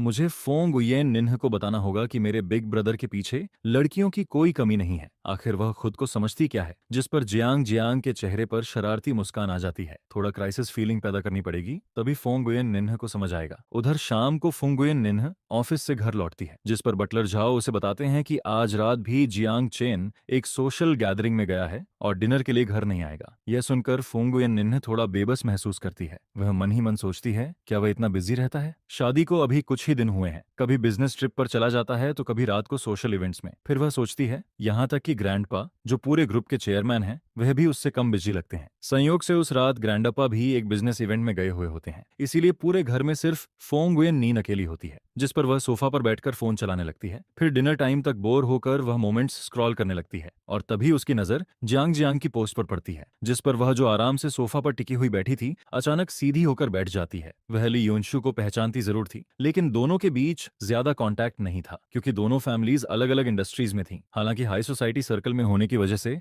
वे एक दूसरे को जानती जरूर थीं। फिर वह फोटो को ध्यान से देखने लगती है, जिस पर उसके मन में ख्याल आता है इन दोनों की बॉन्डिंग तो काफी अच्छी लग रही है। फिर वह भौहें चढ़ाकर सोचती है तो ये वही डिनर मीटिंग है जिसके बारे में उसने बताया था। जाने क्यों उसके दिल में एक अजीब सा एहसास पैदा होने लगता है, मानो किसी ने उसे चीट कर दिया हो, जिस पर वह तुरंत जियांग जियांग को मैसेज भेजती है, क्या तुम अभी अपने बिग ब्रदर के साथ डिनर कर रही हो? जियांग जियांग मैसेज देखते ही मुस्कुरा देती है। वह मन ही मन सोचती है फिश हुक में फंस चुकी है। फिर वह सिर्फ एक शब्द रिप्लाई करती है, हाँ। फुंगुयन निन्हा फिर पूछती है, और ली युनशु भी वहां है? जिस पर जियांग जियांग फिर वही जवाब भेजती है, हाँ। बस यही दो शब्द देखकर फुंगुयन निन्हा का मूड और खराब हो जाता है। वह मन ही मन सोचती है, क्या इसे सिर्फ हाँ बोलना ही आता है, थोड़ा और नहीं बता सकती? आखिरकार वह फिर पूछती है, क्या तुम्हारे बिग ब्रदर और ली युनशु एक दूसरे को जानते हैं? जिस पर जियांग जियांग रिप्लाई करती है, जानते ही नहीं, वे प्राइमरी स्कूल से लेकर हाई स्कूल तक क्लासमेट्स भी रहे हैं। यह सुनकर फोंग उयेन निन्ह अनजाने में भौहें सिकोड़ लेती है। क्लासमेट्स? फिर जियांग जियांग अगला मैसेज भेजती है, आज अचानक मुलाकात हो गई इसलिए बिग ब्रदर काफी खुश हैं। इसके बाद वह एक और मैसेज भेजती है, लेकिन गलत मत समझना, बिग ब्रदर और सिस्टर युनशु सिर्फ क्लासमेट्स हैं। हालांकि स्कूल टाइम में दोनों के रिलेशनशिप रूमर्स जरूर चलते थे, मगर वह बहुत पुरानी बात है। फोंग युएन निन्ह की नजर सीधे रिलेशनशिप रूमर्स वाले शब्दों पर जाकर रुक जाती है, जिस पर जियांग जियांग तुरंत एक और मैसेज भेज देती है, हाँ। उस समय स्कूल में हर कोई उन्हें परफेक्ट कपल मानता था, सब कहते थे कि दोनों एक दूसरे के लिए बने हैं। यह पढ़ते ही फोंग उयेन नीन का चेहरा उतर जाता है। वह फिर से फोटो खोलती है और ध्यान से देखने लगती है। फोटो में दोनों एक दूसरे की तरफ मुस्कुराकर देख रहे होते हैं। दोनों की अपीयरेंस भी शानदार होती है। जितना ज्यादा वह फोटो देखती है उतना ही उसे लगता है कि दोनों सच में बहुत कंपैटिबल हैं। उधर जियांग जियांग काफी देर तक रिप्लाई का इंतजार करती है, लेकिन जब सामने से कोई मैसेज नहीं आता तो वह मन ही मन खुश हो जाती है। लगता है फुंगुये निन्हा सच में जल गई है। वहीं दूसरी तरफ मैं और ली युनशु आराम से बातें करते रहते हैं। डिनर खत्म होने के बाद ली युनशु कुछ पुराने क्लासमेट्स को भी बुला लेती है, क्योंकि हाई स्कूल ग्रेजुएशन के बाद मैं विदेश चला गया था। पिछले कई सालों से मैं ओवरसीज बिजनेस संभाल रहा था, जबकि ली युनशु हमेशा देश में ही रही थी, इसलिए उसका पुराने दोस्तों से कांटेक्ट बना हुआ था। कुछ देर बाद बाकी क्लासमेट्स भी पहुंच जाते हैं। मुझे देखकर सब काफी एक्साइटेड हो जाते हैं। फिर वे मुझे घेर लेते हैं और पिछले कई सालों की लाइफ के बारे में पूछने लगते हैं, जिस पर मैं मुस्कुराकर बताता हूँ मैं विदेश में फैमिली के ओवरसीज बिजनेस को संभाल रहा था, लेकिन अब वापस आ गया हूँ। फिलहाल फैमिली ग्रुप की एंटरटेनमेंट कंपनी मैनेज कर रहा हूँ। फिर मैं मुस्कुराते हुए एक और बात बताता हूँ, और हाँ,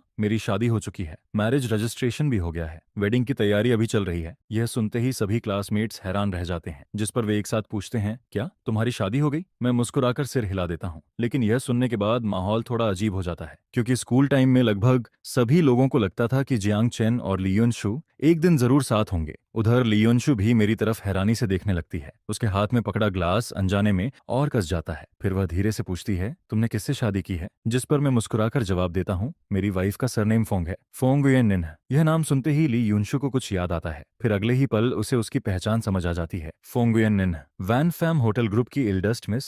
जिस पर मैं मुस्कुराकर सिर हिला देता हूँ, हाँ वही। यह सुनकर बाकी क्लासमेट्स फिर से हैरान रह जाते हैं। वॉन फैम होटल ग्रुप, वही इंटरनेशनल 5 स्टार होटल चेन जिसकी प्रॉपर्टीज पूरी दुनिया में फैली हुई हैं। फिर सभी को एहसास होता है कि जियांग फैमिली और फोंग फैमिली दोनों ही टॉप फैमिलीज में आती हैं, इसलिए यह मैरिज पूरी तरह वेल मैच्ड थी, जिस पर सभी मुझे बधाई देने लगते हैं। मैं मुस्कुराकर सबकी शुभकामनाएं स्वीकार करता हूं और उन्हें वेडिंग में आने का इनविटेशन भी देता हूं। समय का पता ही नहीं चलता और देखते ही देखते रात के 11 बज जाते हैं, क्योंकि अगले दिन सबको काम पर जाना होता है, इसलिए लोग एक एक करके जाने लगते हैं। मैं भी सबसे पहले निकलने वालों में शामिल होता हूँ। ली युनशु मुझे डोर तक छोड़ने आती है, क्योंकि मैंने ड्रिंक की हुई होती है, इसलिए खुद ड्राइव नहीं कर सकता था, जिस पर मैं गेट पर खड़ा होकर ड्राइवर का इंतजार करने लगता हूँ। कुछ देर की चुप्पी के बाद ली युनशु आखिर पूछ ही लेती है, तुमने अचानक फोंग गुयेन निन्ह से शादी क्यों कर ली? वह सच में इस बात को समझ नहीं पा रही होती, क्योंकि जियांग फैमिली और फोंग फैमिली दोनों ही टॉप फैमिलीज थीं। अगर दोनों फैमिलीज मैरिज अलायंस करने वाली होती तो इसकी खबर बहुत पहले फैल जाती, लेकिन उसे कभी ऐसी कोई खबर नहीं मिली थी, इसलिए यह शादी उसे बेहद बेहद अचानक लगती है। उसे हमेशा लगता था कि जियांग चेन अभी तक सिंगल है,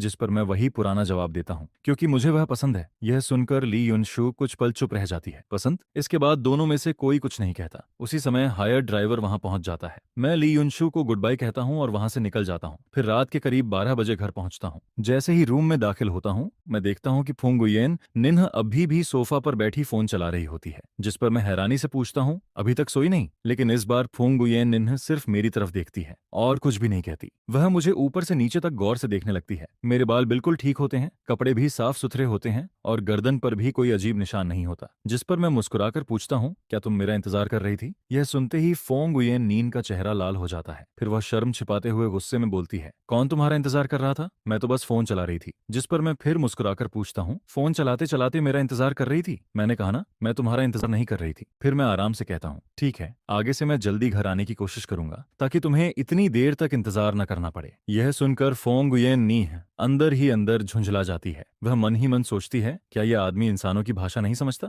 मैंने कितनी बार कहा कि मैं उसका इंतजार नहीं कर रही थी। इतना सेल्फ ऑब्सेस्ड होने की भी क्या जरूरत है? ऐसे बात कर रहा है जैसे मैं कोई दुखी वाइफ हूं जो हर रात अपने हस्बैंड का इंतजार करती रहती है। जिस पर वह कुछ बोलकर अपनी इज्जत बचाना चाहती है। लेकिन इससे पहले कि वह कुछ कह पाती, मैं बाथरूम की तरफ चला जाता हूँ। यह देखकर फोंग गुयेन निन्ह बेबस होकर सोचती है, छोड़ो, पहले इसे नहा लेने देती हूँ, उसके बाद बहस करूंगी। वैसे भी मैं सच में सिर्फ फोन ही चला रही थी। उधर मैं फ्रेश होकर बाहर आता हूँ और सीधे बेड पर लेट जाता हूँ। आज मैं सच में बहुत थका हुआ होता हूँ। दिन भर कंपनी का काम संभालने के बाद रात को भी पुराने क्लासमेट्स के साथ ड्रिंक और बातचीत करनी पड़ी थी, इसलिए इस समय मेरी आंखें नींद से भारी हो रही होती हैं। उधर फुंग गुयेन निन्ह सोचती है कि मौका देखकर वह अपनी बात साफ कर देगी, लेकिन तभी वह देखती है कि मैं पहले ही आंखें बंद कर चुका हूँ। यह देखकर उसके दिल में हल्की सी नाराजगी पैदा हो जाती है। वह मन ही मन सोचती है, इतनी जल्दी सो भी गया? क्या एक बात भी नहीं करना चाहता मुझसे? लेकिन अगले ही पल मैं हल्का सा मुस्कुरा देता हूँ। फिर अपना हाथ बढ़ाकर उसे अपनी बाहों में खींच लेता हूँ, जिस पर उसकी सारी नाराजगी पल भर में गायब हो जाती है। अब उसके दिल में सिर्फ शर्म और घबराहट बचती है। इस तरह रात गुजर जाती है और अगली सुबह उसके दिल की काफी नाराजगी भी धीरे धीरे खत्म हो जाती है। फिर अगले दिन जियांग जियांग अपने जॉब के पहले दिन सीधे मेरे ऑफिस में पहुंच जाती है। असल में वह हालात जानने आई होती है। जैसे ही वह मुझे देखती है, उसे मेरे चेहरे पर हल्की थका नजर आती है, जिस पर वह मन ही मन सोचती है, क्या बिग ब्रदर रात भर ठीक से सोए नहीं?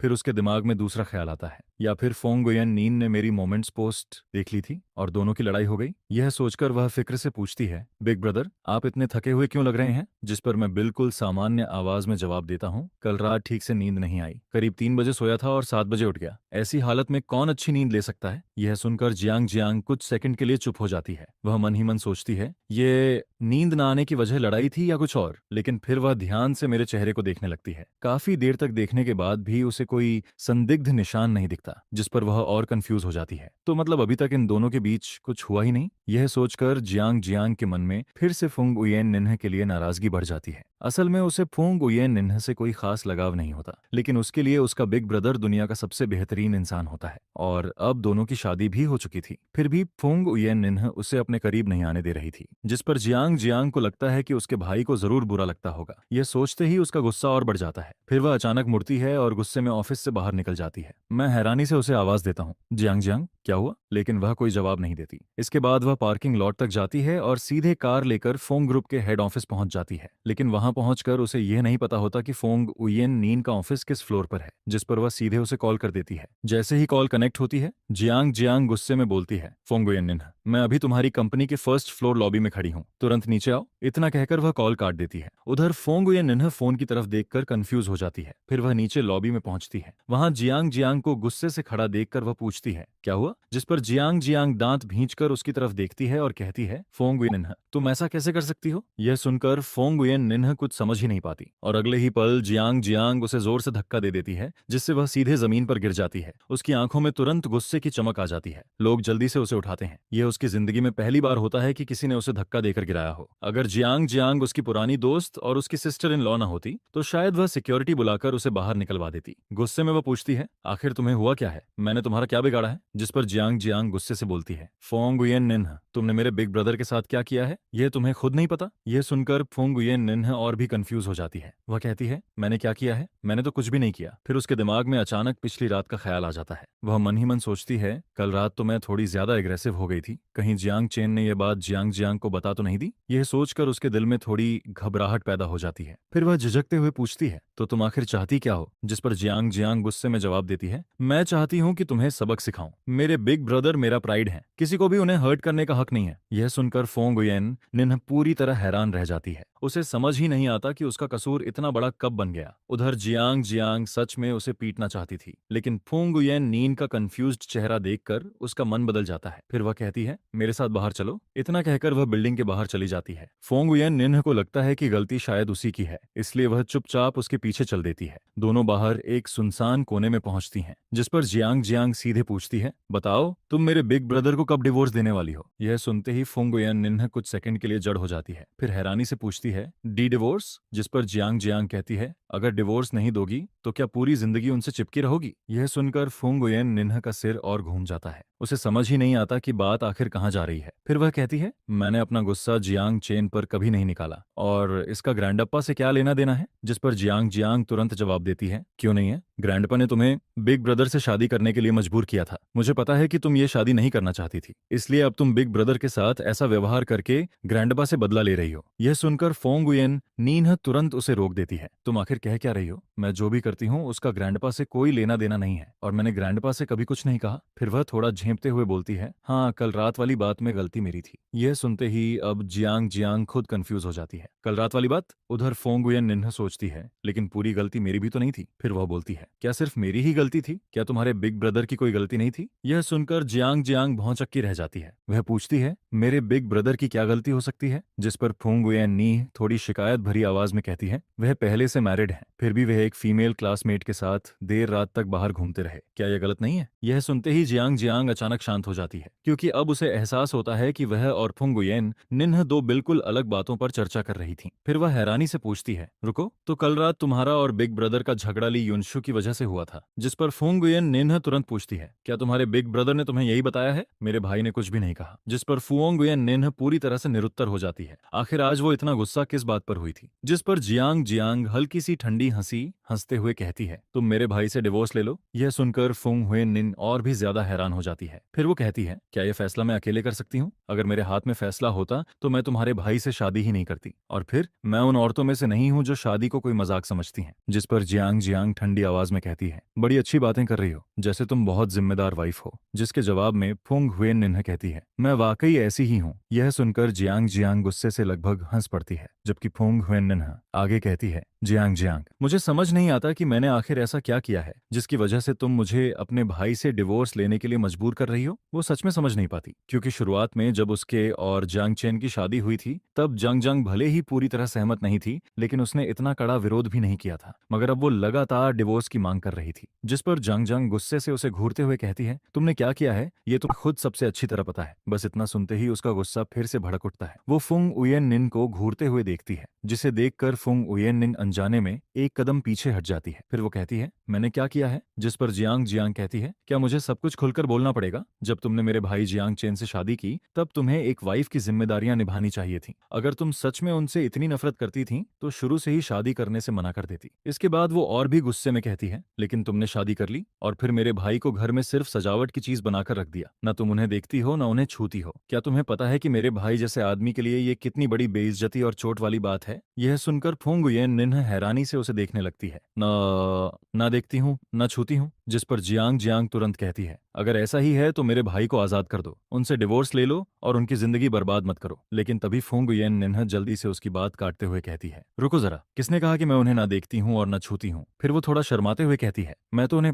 हर दिन छूती हूँ, एक रात में तो कई बार छूती हूँ। यह सुनते ही दोनों एक दूसरे को देखने लगती हैं और अचानक माहौल अजीब सा हो जाता है। खासकर फुंग उयेन निन्ह का चेहरा पूरी तरह लाल पड़ जाता है, जबकि जियांग जियांग का चेहरा भी जाने क्यों लाल होने लगता है। फिर वो अविश्वास से पूछती है, सच में? जिस पर फुंग युएन निन्ह कहती है, इसमें झूठ क्या है? क्या तुम्हें लगता है कि मैं तुमसे झूठ बोल रही हूँ? यह सुनकर जियांग जियांग थोड़ी झेंपते हुए कहती है, तो फिर तुमने ग्रुप चैट में ये बात क्यों नहीं बताई? मैं तो गलत समझ बैठी थी। जिस पर फुंग हुएन निन्ह बेबस होकर कहती है, क्या तुम चाहती थी कि मैं पूरी दुनिया में जाकर ऐलान करती फिरूं कि मैं तुम्हारे भाई के साथ सो चुकी हूँ? क्या तुम्हारी नजर में मैं इतनी बेशर्म हूँ? वो बात नहीं है। जियांग जियांग धीरे से जवाब देती है। आखिर उसकी खूबसूरत और परफेक्ट भाई को उसकी उसकी घमंडी बेस्ट फ्रेंड ने आखिरकार अपना बना ही लिया था। जिस पर जियांग जियांग की जिज्ञासा बढ़ जाती है और वो पूछती है, तो कल रात तुम दोनों के बीच आखिर हुआ क्या था? यह सुनकर फुंग हुए निन्ह अचानक नजरें चुराने लगती है, फिर धीरे से कहती है, कुछ खास नहीं, लेकिन उसकी हालत देखकर साफ पता चल जाता है कि जरूर कुछ हुआ था। जिस पर जियांग जियांग गंभीर होकर पूछती है, सच सच बताओ। कुछ देर चुप रहने के बाद फुंग हुए निन्ह धीमी आवाज में कहती है, कल रात तुम्हारा भाई ठीक नहीं था, इसलिए मैंने उन्हें मजबूर किया। इतना कहते कहते उसकी आवाज धीरे धीरे इतनी धीमी हो जाती है कि आखिरी शब्द मच्छर की भनभनाहट जैसे सुनाई देते हैं। शुरुआत में जियांग जियांग को कुछ समझ नहीं आता,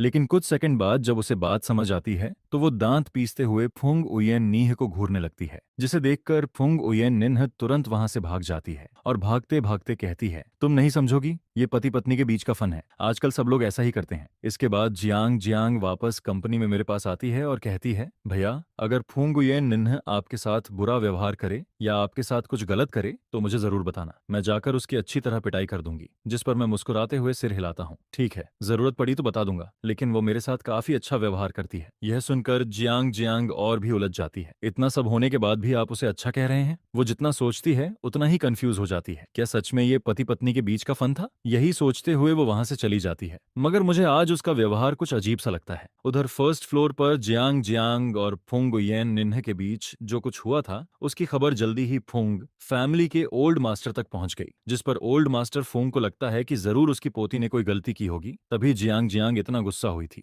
आखिर फुंग फैमिली की नई पीढ़ी में सिर्फ यही एक पोती थी। बचपन से ही ओल्ड मास्टर उसे अपनी आंखों का तारा बनाकर रखते आए थे। आमतौर पर वो चाहे जितनी डांट लगा लें, लेकिन कभी हाथ तक नहीं उठाते थे, इसलिए वो इस बात से थोड़ा नाराज हो जाते हैं। फिर डिनर के दौरान यही बात छिड़ती है। ओल्ड मास्टर कहते हैं, सुना है आज जियांग जियांग ने तुम्हें फर्स्ट फ्लोर पर धक्का देकर गिरा दिया था और वो तुम्हें मारने भी वाली थी। ये सुनकर फुंग उयेन निन्ह चौंक कर मेरी तरफ देखती है, जबकि मैं हैरानी से उससे पूछता हूँ, तुम गिर गई थी? लेकिन फुंग उयेन निन्ह कुछ नहीं कहती, जिससे साफ हो जाता है कि बात सच थी। फिर मैं पूछता हूँ, उसने तुम्हें धक्का क्यों दिया? लेकिन इस बार भी वो चुप रहती है, क्योंकि उसे समझ नहीं आता कि वो आखिर क्या जवाब दे। जिस पर ओल्ड मास्टर कहते हैं, जियांग जियांग कोई नासमझ बच्ची नहीं है, अगर उसने ऐसा किया है तो जरूर तुमसे कोई गलती हुई होगी। यह सुनकर फुंग हुएन निन्ह शर्म और गुस्से से कहती है, दादाजी आप इस मामले में मत पड़िए, ये मेरे और जियांग जियांग के बीच की बात है। असल में उसे याद आ जाता है कि पिछली रात उसने क्या किया था, इसलिए अगर जियांग जियांग सच में उसे मार भी देती तो शायद वो विरोध नहीं करती। जिस पर ओल्ड मास्टर भौहें सिकोड़ते हुए कहते हैं, अगर गलती तुम्हारी है तो जाकर जियांग जियांग और अपने सास ससुर से माफी मांगो। इसके बाद मैं ओल्ड मास्टर की तरफ देखकर कहता हूँ, दादाजी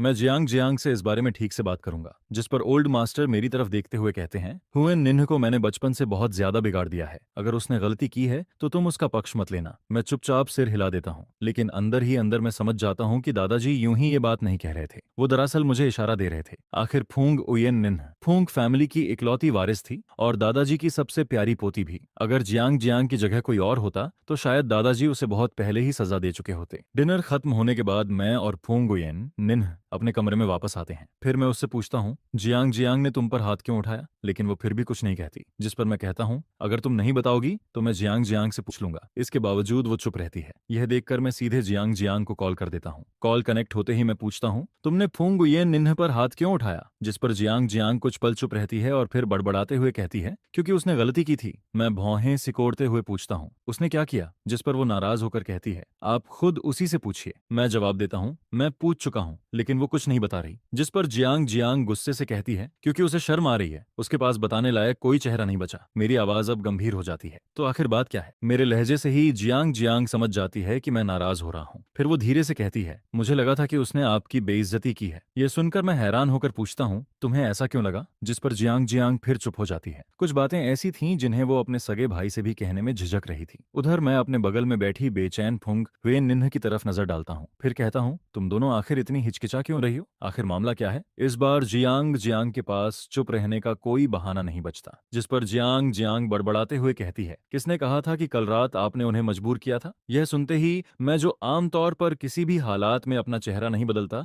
मेरे कान तक गर्म हो जाते हैं। उधर फुंग उयेन निन्ह मेरे लाल हुए कानों को देखकर हैरान रह जाती है। वो मन ही मन सोचती है, क्या मैं और जियांग जियांग इतने करीब हैं? यहाँ तक कि पति पत्नी की प्राइवेट बातें भी उसे पता चल गईं। जबकि फोन के दूसरी तरफ जियांग जियांग अब भी नाराज थी और लगातार बोलती जा रही थी, मैंने जो कुछ किया सब आपके लिए किया। अगर मैं उसे सबक सबक नहीं सिखाती तो आज वो आपको एक बार मजबूर करती है, कल दूसरी बार भी कर सकती है। जिस पर वो और भी नाराज होकर कहती है, भैया मुझे समझ नहीं आता कि आपको ऐसी औरत आखिर पसंद कैसे आ सकती है। अगर अगली बार ऐसा हुआ तो मैं सच में उस पीट दूंगी। यह सुनकर मैं बालकनी की तरफ चला जाता हूँ और ग्लास डोर बंद कर देता हूँ ताकि फुंग उयन निन हमारी बात ना सुन सके। लेकिन यह देखकर फुंग उयन निन्ह के मन में अजीब से ख्याल आने लगते हैं। क्या वो मुझसे बच रहे हैं? हम तो पति पत्नी हैं। क्या हमें दुनिया का सबसे करीबी इंसान नहीं होना चाहिए? जिस पर वो और ज्यादा उलझ जाती है। फिर ये दोनों मुझसे बातें क्यों छिपा रहे हैं? कहीं मेरी बुराई तो नहीं कर रहे? फिर वो खुद को समझाने लगती है, थोड़ा सा सुन लूं तो क्या हो जाएगा? क्या फुंग फैमिली की बड़ी बेटी अब अपनी इज्जत भी छोड़ दे? उधर मैं उसकी तरफ एक नजर डालता हूँ और फिर जियांग जियांग से कहता हूँ, जो भी हो तुम्हें हाथ नहीं उठाना चाहिए था। फुंग उयन निन्ह फुंग फैमिली की इकलौती बेटी है। तुम भी जानती हो कि दादाजी और पूरे परिवार के लिए उसकी कितनी अहमियत है। इसके बाद मैं गंभीर होकर कहता हूँ, आज तुमने बहुत जल्दबाजी कर दी, दिन दहाड़े उसे धक्का दे दिया। जिस पर जियांग जियांग धीरे से बड़बड़ाती है, मैंने सच में उसे मारा थोड़ी था, मैं तो बस डराने की कोशिश कर रही थी। फिर वो और भी धीमी आवाज में कहती है, अगर दिन में नहीं कर सकती तो अगली बार रात में करूंगी। एक बोरा डालूंगी और फिर उसकी अच्छी तरह खबर लूंगी। उसकी आवाज इतनी धीमी थी कि मुझे कुछ सुनाई नहीं देता। जिस पर मैं पूछता हूँ,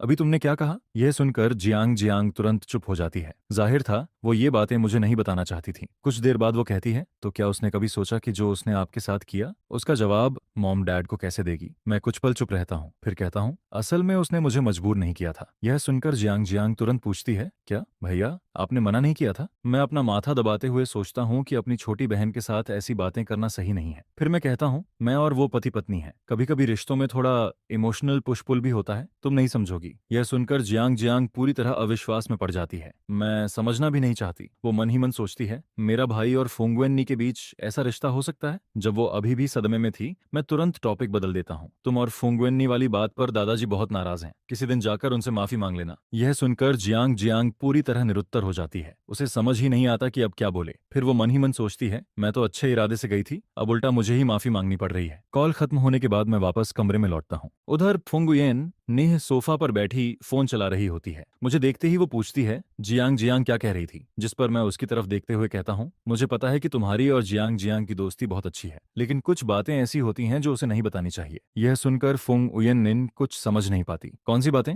मैं उसके भोले चेहरे को देखकर बेबस हो जाता हूँ। फिर कहता हूँ, पति पत्नी के बीच की प्राइवेट बातें। सिर्फ वही लोग ऐसी बातें दूसरों के साथ शेयर करते हैं जिन्हें रिश्तों की अहमियत नहीं होती। इसके बाद मैं पूछता हूँ, तो फिर जियांग जियांग को कल रात की बात कैसे पता चली? यह सुनते ही फुंग उयन निन्ह का चेहरा और लाल हो जाता है। वो एक एक्सीडेंट था, आपको मुझ पर भरोसा करना होगा। फिर वो जल्दी से सफाई देती है, मैंने सच में हमारी बात किसी को नहीं बताई, मैं ऐसी इंसान नहीं हूँ। जिस पर मैं सिर हिलाकर मुस्कुरा देता हूँ, मुझे तुम पर भरोसा है। इसी दौरान मेरी नजर उसके मुलायम हाथ पर पड़ती है। उसकी हथेली पर हल्का सा लाल निशान था, शायद गिरते वक्त कहीं रगड़ लग गई थी। जिस पर मैं उसका हाथ पकड़कर पूछता हूँ, दर्द हो रहा है क्या? मेरी आवाज में चिंता सुनकर फुंग उयन नीह का दिल तेजी से धड़कने लगता है। उसका चेहरा फिर से लाल पड़ जाता है। जब वो कुछ नहीं बोलती तो मैं थोड़ा झुककर उसकी हथेली के करीब आता हूँ, फिर हल्के से फूंक मारते हुए कहता हूँ, ऐसे करने से दर्द कम हो जाता है। यह देखकर उसका दिल और तेजी से धड़कने लगता है। वो मन ही मन सोचती है, क्या जियांग चेन मुझे फ्लर्ट कर रहे हैं? ये इंसान बहुत खतरनाक है, मेरा दिल तो बाहर आने वाला है। उसके लाल पड़े चेहरे को देखकर मेरे होंठों पर हल्की मुस्कान आ जाती है। फिर मैं उसकी तरफ झुककर उसके माथे पर एक हल्का सा किस करता हूँ और पूछता हूँ, अब कैसा लग रहा है? जिस पर फुंग उयन निन्ह हकलाते हुए जवाब देती है,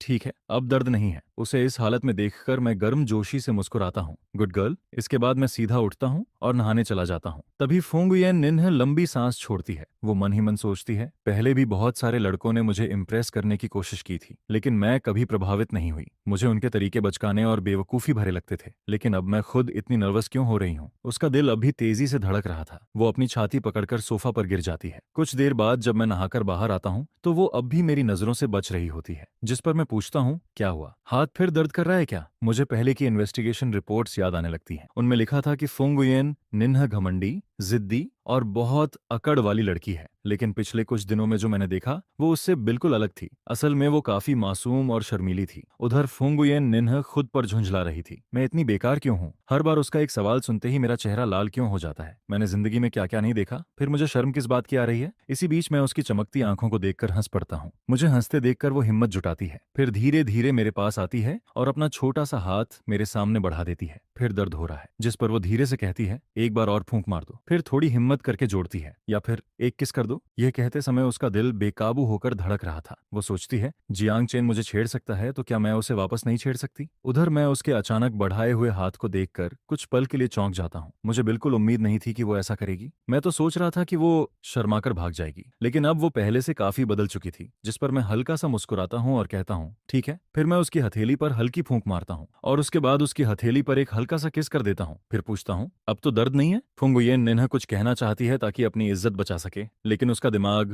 पूरी तरह खाली हो चुका था। जिस पर मैं मुस्कुराकर कहता हूँ, लगता है अब दर्द खत्म हो गया। अगर बाद में फिर दर्द हुआ तो मुझे बता देना। यह सुनकर फुंगुयेन निन्हा का चेहरा फिर से लाल पड़ जाता है, जबकि मैं भी अचानक महसूस करता हूँ कि मेरी बात कुछ ज्यादा ही अजीब लग सकती है। जिस पर वो शर्माते हुए पूछती है, सच में जब भी दर्द होगा मैं आपके पास आ सकती हूँ। उसकी बात सुनकर मैं कुछ पल के लिए चुप हो जाता हूँ, क्योंकि इस सवाल का जवाब देना अचानक उम्मीद से कहीं ज्यादा मुश्किल लगने लगता है। बाकी हर काम में मैं हमेशा माहिर रहा हूँ, लेकिन इस मामले में यह भी मेरी पहली बार की एक्सपीरियंस थी। जिस पर फुंगुयेन निन्हा मुझे इस तरह चुप होता देखकर मन ही मन काफी खुश हो जाती है। वो सोचती है, तो आखिरकार मैं भी जियांग चेन को शर्मिंदा कर सकती हूँ। जिस पर मैं उसकी तरफ देखकर बिल्कुल शांत आवाज में कहता हूँ, जियांग जियांग ने तुम्हें सिर्फ डांटा था। क्या चाहती हो कि मैं अभी उसे कॉल करके सच में तुम्हारी पिटाई करवा दूं? यह सुनते ही फुंगुयेन निन्हा का चेहरा लाल पड़ जाता है। फिर वो दांत पीसते हुए कहती है, नहीं चाहिए। यह कहकर वो तुरंत वहां से भाग जाती है। इसके